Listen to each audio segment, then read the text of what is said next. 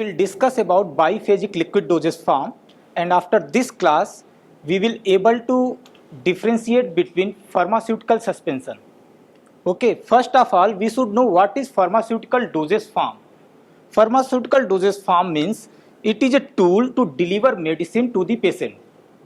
Is it clear? Pharmaceutical dosage forms are tools to deliver medicine to the patient. There are generally three types of pharmaceutical dosage form. First one is solid dosage form. Tablet is an example of solid dosage form. Then liquid dosage form. Syrups and suspensions are the examples of liquid dosage form. And there are third type of dosage form, that is semi-solid dosage form. Semi-solid means, semi means half. It is half dosage, half solid and half liquid dosage form. Ointment and creams are the examples of semi-solid dosage form. Is it clear? Today we will discuss about liquid dosage form. There are two types of liquid dosage form. If solute particles are soluble in solvent system, it means it will form monophagic liquid dosage form. If solute are soluble in solvent system, it means it is solubilized within the solvent system and only one phase will be there. And it is known as monophagic liquid dosage form. If solute particles are insoluble in solvent system, there will be two phases. One phase is solid phase and another phase is liquid phase, and it will be known as biphagic liquid dosage form. Sorry, may I pause for a second? Just to clarify, Dr. Richard, you don't need to teach the rest of them. That will be just the table in front of you. Yeah.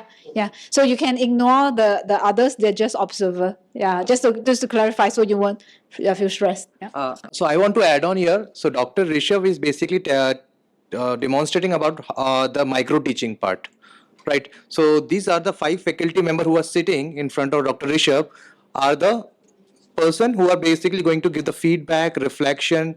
So Dr. Rishabh is telling about how the classes been taken for this particular topic. That's the aim of the approach, knowledge and so on. So this is what we are expecting, that just you have to tell them first what are the learning outcomes for this particular session. Okay, what you're going to achieve after the completion of this particular session. Yeah, so you just need to teach the 5 students in front of you. Thank you. Okay. Not the entire one, only is focusing on the micro teaching group. Okay, sir. Then we will prepare monophagic and biphagic liquid dosage form. Please add this one. This is solvent system and this is solute. Please add. How much, sir? A small quantity. Sir, please. This is okay? Yes, ma'am.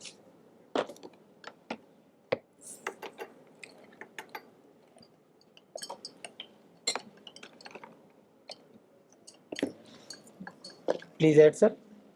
Is it soluble? No, sir, it's not. It means it is biphagic liquid dosage form. It will be solubilized, sir. Yes. It means it is Monophagic. monophagic liquid dosage form. This is the basic difference between monophagic and biphagic liquid dosage form. Mono means single phase and bi means double phase. There are 2 phases. One is solute phase and another is solvent phase. In this case, it is biphagic. Solute and both solvent are available. Clear? Now we will discuss about suspension, pharmaceutical suspension. Pharmaceutical suspension is an example of biphagic liquid dosage form. It means solute particles are insoluble in solvent system. There are 2 types of pharmaceutical suspension, flocculated and deflocculated. Okay? If you all are solid particles, we all are solid particles, and it is a solvent system, and we are present as single entity.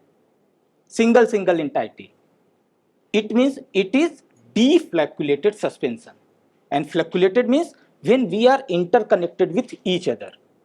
Okay, if we are solid particles and we are interconnected with each other, it will form flocculated suspension, and structure is known as floccules. Please, ma'am, stand up. Please, solute particle, hold your hand.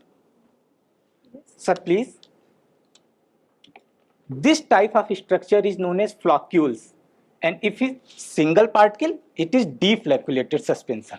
Total weight will be higher in this case because total weight increases. and rate of sedimentation of particle will be higher in flocculated suspension because total weight increases. You are connected with network like structure. Okay, is it clear?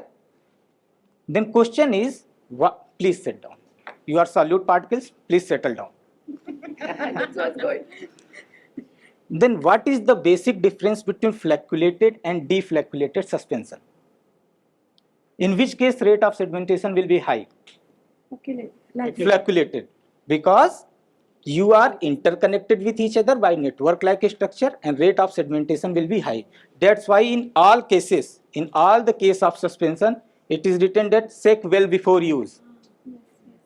Okay, because this rate of shearing, it is shearing, rate of shearing will be higher in case of flocculated or deflocculated? Flocculated suspension. Now you know the basic difference between flocculated and deflocculated suspension. Is it clear? There are two types of liquid dosage form. If solute particles are soluble in solvent system, then it will form monophasic liquid dosage form. And if solute particles are insoluble, biphasic liquid dosage form. We have performed this activity. Actually, there is lag. Okay. And pharmaceutical suspension are two types, flocculated and flocculated. Rate of sedimentation will be higher in case of flocculated. Actually, this is the learning outcome. After this session, we are able to understand the basic difference between flocculated and deflocculated suspension. Initially, our teaching method is teacher-centered. We teach and come out. There is no role of student. We should involve student and convert our teaching from teacher-centered teaching learning to student-centered teaching and learning. Everything is clear? Thank you. I thought maybe we could start with just this. We go around the students to share their thoughts and experiences of this lesson. What did you enjoy? Yeah, and what perhaps you think you would like more of. Good afternoon, ma'am. I particularly liked when Sir said, "So you're all solute particles, so sit down." So that was the use of humor, so which was good, and the example of some syrup, some medicine in a bottle, which was used to explain sedimentation. So I like this, sir. Thank you. Good afternoon. What I liked about is that Sir has connected theory with the demonstration, and also there were some very difficult terms, but because there is, like you are speaking, there is audio visual effect, and we can also see what is going on, so that makes it more understandable. The way of teaching was very good. The entire contents were pictured in PPT also. The synchronization is good. First he elaborated and then he illustrated through PPTs also, so that we can revise it, reconnect it. My humble request is, here Sir used the rate of sedimentation. So if this can be elaborated also, then it will be a complete lecture. Good afternoon, everyone. Highly interactive because you showed us all the examples, solid, liquid, suspensions. Also supported your lecture with appropriate PPT and pictures. Also, we were engaged by holding hands, standing up, and we could place ourselves according to the lesson, like what is a suspension, who's a solute, solvent. So the concept was good, well explained, and I would say this would stay with us. We'll always remember, even if we don't belong to your discipline, I will always remember flocculated and deflocculated. Thank you. Yeah, it was a very interesting lecture. I loved the whole thing where we had to. You are my best student, I think. Thank you, sir. So I now I know what is bi, what is mono, and the stress on these terms, mono and bi. because I know the meaning of it, it became very easy.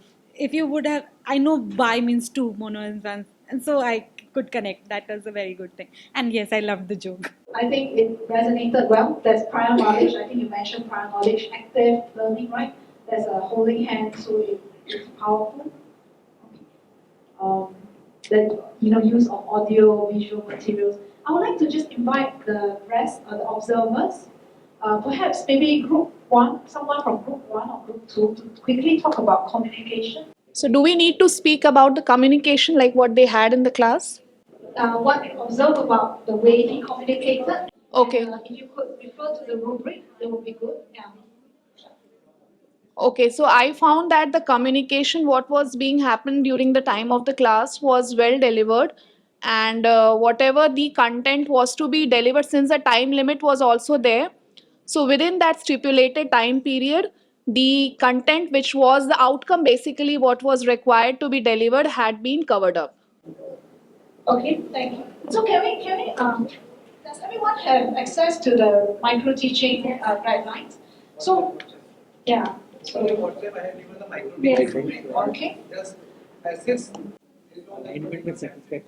So maybe just some ideas about communication. Where do you think it falls under? Satisfactory, developing, or skill? Skill. Skill. Okay. Anyone disagree? Okay. So yeah, I think it's clear. There's the use of apparatus. Instructions are clear. The LO is very scoped, right? Very focused. Yeah. Thank you. Is it well aligned, you think? Sorry. I'm looking at the wrong thing. Conveyed, effectively conveyed. Okay, so that's communication. Can we have someone, another team, 3 or 4, that did facilitation? I feel the content was clearly communicated and the encouragement among the student to learn and to participate along with the classroom teaching is wonderful. So if we look at the facilitation criteria, right, under skill we have learners are active and highly engaged. Yes, sir. Then under satisfactory is active, right? So which one do you think it is? Exactly. So, this was a very introductory topic. So, students were not like critically discussing with each other. So, they were actually actively involved in the discussion. Actually, it was very good demonstration, very good lecture. But what I feel like it was a very introductory type of topic. So, students can never be involved in critical discussion. So, they will be actively participating, they will be listening to the teacher, and they will be asking the questions. So I would be giving it satisfactory. Okay, any other views or views from the students themselves? Because yesterday we talked about active versus highly engaged or critically engaged, right? That's the under peer learning as well. So you can see it's quite, it's not easy actually to move from active to critical, yeah, in 10 minutes. Okay, what do you think, maybe you can share your thoughts later on critical to active to highly engaged? Ma'am, actually time is limited. We can go up to the creation of product and comparison between the product. But due to time limit, we cannot perform here. But in the classroom, we have sufficient time. We can go up to the level of formulation, means creation, and comparison between the fluctuated and defluctuated suspension. So I think that is well aligned because after we hear from the students, they can remember the concepts, they were actively participating. One thing I might add is if you want to have more alignment, it will be to get the students to articulate their explanation of those concepts, right? Of course, if there's time. Strategy, the follow by the Malvi sir, it's very good, and I think there is no prerequisite required by for the subject for this special micro teaching session.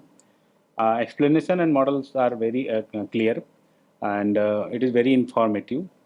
And the feedback, I think everyone listen, and the feedback, I think more than the positive. And one more, I think there is lacking, that is a practice opportunity we have to add in this session, if any there. So I think this is the alignment is there. Alignment. Apart from that, one more question. What about NO is a monophagic liquid dosage form. It becomes solubilized within the solvent system. Okay. Thank you, sir. It was really great. In fact, so I felt that I am immersed in your solvent and it became soluble. It means B Farm monophagic liquid dosage form. Okay. Even in my classroom, my B Farm first year student have published some papers over comparative analysis between different pharmaceutical suspension available in market. They goes up to the level of publication in 3.4, 5.4 impact factor. Our B Farm first year student. Our B Farm student have some granted patent, Indian patent which has been granted in pharmaceutical formulation. Thank you. Will it be like MCQ type questions, or what kind of assignment will be there? Sir, Like actually- something subjective. Actually, I am taking extra classes for my B Farm student for GPAT preparation. Be the 5. How will you going to assess us? Yes, sir. I am coming to the point. Actually, I have prepared topic-wise GPAT questions. GPAT means for you it is GATE, and I have given this question to the student up to the level of GPAT and GATE, and assess on the basis of their answers in classroom after the class. What he is trying to ask is, fine. like you did deliver a micro teaching session. Yes, ma'am. So we all understood what you taught us. How will you assess us that what you taught us, did we get it? I randomly ask question to the student, and on the basis of their answer, So we're talking about assessment, right? Yeah, okay. So I think one of the things that we may request, I think we have to finalize yet, because yesterday we had the task, right, to design an assessment task, correct, for your learning outcome. And so for you, this batch, we will request that maybe after you design your lesson, come up with an assessment task that after the 10 minutes, you can actually administer to see how well your students have answered it, right? So remember the research study, the students say, oh, enjoy the lesson, right? But what we want to know also is to what extent they have. It was not very clear. That was what they said in the video. So micro teaching involves assessment of students. So what methods will be used here in this for this particular lecture? Yeah. Okay. So you want to say something? She was asking, is it a compulsory step in all the micro teaching sessions? Okay. So there are two types of assessment: formative assessment. Have you heard? And summative assessment. So formative assessment is the things you do, equivalent like the question he asked. Remember, he was saying, and this is this what, right? He's trying to get response. So that's formative assessment. It's not a test, but he's trying to gauge whether the students know something. Yeah. Even observation of the facial expression is a kind of assessment, right? Formative assessment. So formative assessment will always be part of the learning of the micro teaching because you are engaging with the students actively. But one thing to consider is, what if you have a summative assessment after the 10 minutes? So I think we are talking about two types of assessment. Formative assessment will be part of the lesson. Yeah, that was done. Very formally, but yes. That's what I was asking. What I was asking at the time of the format, we could have given some kind of task or an activity, quiz or some kind of 2 or 3 questions. They can solve within themselves and give it. Yeah, then that would be formative. So what you have done is that you have delivered the lesson, right? You have given them, asked them to stir the solvent. So I think what he's saying, if I'm not wrong, is can they have an activity such that you will know how well they have understood the lesson? Yeah, so something to consider. Ma'am has delivered the lecture, but he can add activity like he can use WooClap and put some question related to his topic. After that, all the students going to participate in that topic and see the certificate. I love all these ideas that are coming up. We can have pair, right? A pair. Okay, so after you solve this, what can you make some observation of the solvent? Something like that. Also WooClap to test before and after, right? Something like that. Yeah. So there are all these ideas, and you have to select not to implement all, right? Because got 10 minutes. But we have, which is why the lesson template asks for your rationale. Okay. So we only have a few minutes because I want to let him go because he has to go to the next class. But I would just think it's only fair, we can hear your thoughts and maybe your experience of micro teaching and how and just general thoughts on your lesson planning. We must change our teaching from teacher-centric teaching and learning to the student-centric teaching and learning. We must involve our student with us, with a teacher. We should indulge critical thinking into the student. This is our basic aim. As a teacher, we should involve our student with teaching and learning. We are also a learner. We can learn from students should learn from us. Okay, thank you. I would like to, let's give him a round of applause. Okay, thank you, Dr. Rishabh.